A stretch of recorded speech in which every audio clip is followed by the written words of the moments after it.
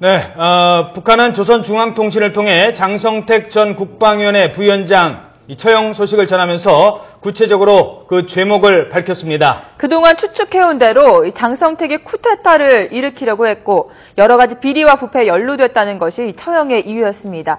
취재기자 연결해 자세한 내용 들어보겠습니다. 이강진 기자. 네, 통일부입니다.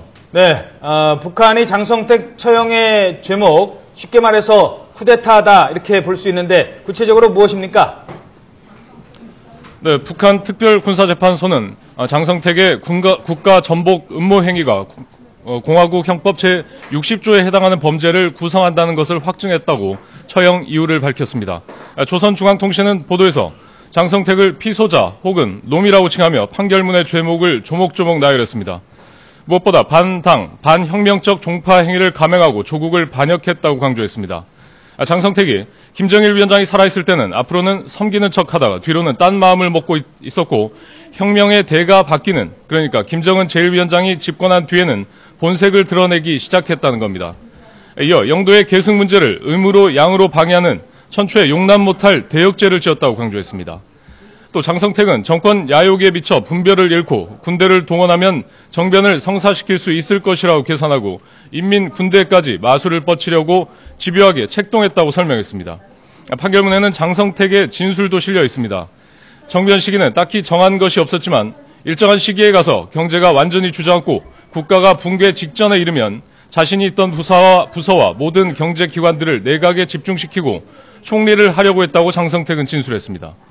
또 총리가 된 다음 여러 가지 명목으로 확보한 막대한 자금으로 일정하게 생활 문제를 풀어주면 인민들과 군대는 장성택 자신에게 만세를 부를 것이며 정변은 순조롭게 성사될 것으로 타산했다며 구체적인 쿠데타 계획을 자백한 것으로 나와 있습니다.